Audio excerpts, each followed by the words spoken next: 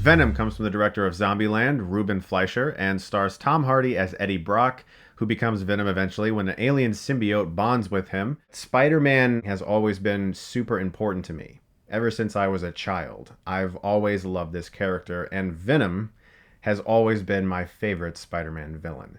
And it was very crushing to me to see a kind of wishy-washy portrayal of him in Spider-Man 3, and he's just never really gotten a good rap, and this film especially had a very difficult time getting to theaters. And so I'm a supporter of this, and I was pulling for this, even though I didn't think the trailers looked any good.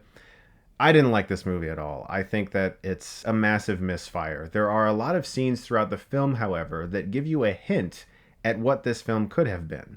Some of my favorite aspects of the film are the back and forth between Eddie Brock and Venom, the personality inside of him, and the arguments they have. Seeing Eddie Brock try to interact with people, try to be a normal person while this voice is screaming inside of his head, trying to calm this side of him down while also interacting in everyday life. Very entertaining. That aspect of the movie I would love to see more of. I would like to see quite a bit more of that personality struggle, but you don't really get that much of that. It kind of reminded me of a vocalization of what we saw Otto Octavius deal with in Spider-Man 2, when he's talking to the arms and they're giving him ideas in his head. We just don't hear those ideas out loud.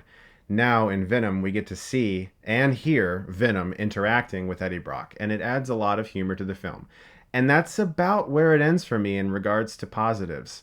Tom Hardy's good, and the interaction between Eddie and Venom. The action scenes were a big letdown, and that's one of the things that I am most critical about when it comes to Venom, this film, is that action scenes, competent ones, when you have studios like Sony behind your project, should not be that hard to accomplish. And here, they just feel workmanlike. They feel like action scenes we've seen 1,000 times.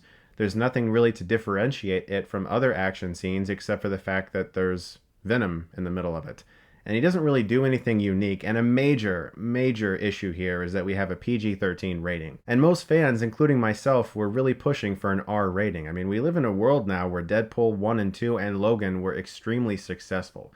There's no reason this film should be PG-13, but the rumor is that Sony was hoping that in the future they could tie it into other Marvel movies, and Spider-Man movies are usually not rated R, and so we have to create a universe that feels like it's cohesive, which to me is bullshit. It's a financial reason for making a product that isn't as good as it could be. And that's what this film feels like to me, a product. And those action scenes with Venom almost exclusively take place at night. Now, look at Venom. What color is he? Black. Put him against the night sky, you really can't tell what the hell's going on. And most of the action scenes feel like that. A big, colossal CGI blur. Riz Ahmed as Carlton Drake I found very miscast. He's a gifted actor. He was amazing in Nightcrawler.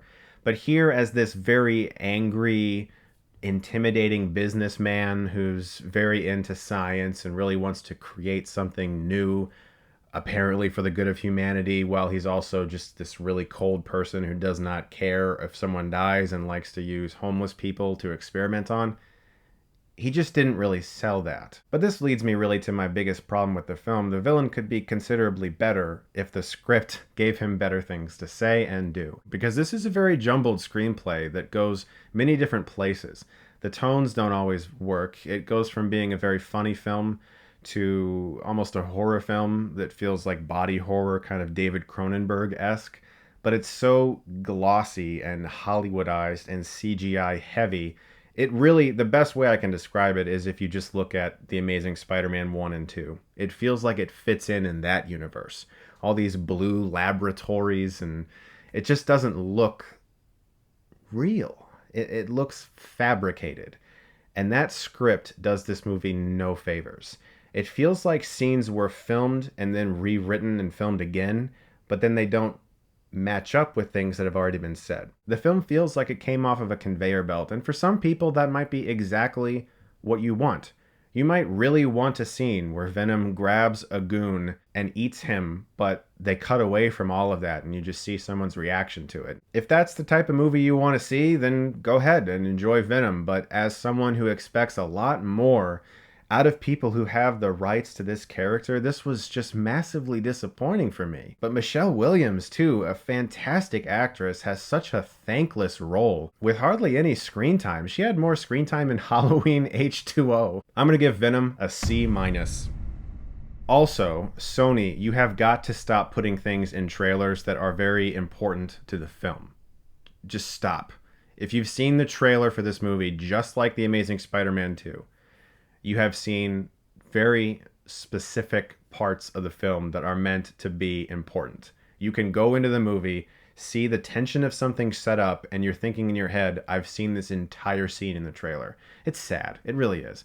All that being said, I do want to give a major thank you to the sponsor for this video, Wix.com. Wix is great because they have hundreds of gorgeous and professional templates and designs to choose from. You have total creative freedom to make your website whatever fits with you and your brand. Wix is also super technologically advanced, so you don't have to worry about being a whiz at building websites.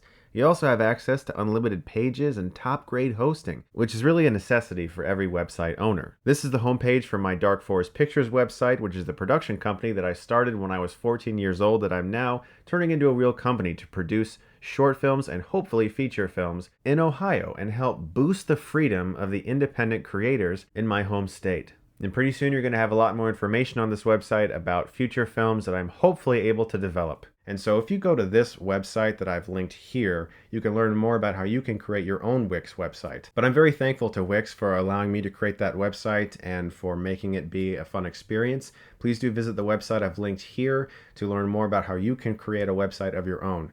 Guys, thank you so much as always for watching. Look forward to more reviews very soon. And if you like this, you can click right here and get Stuckmanized.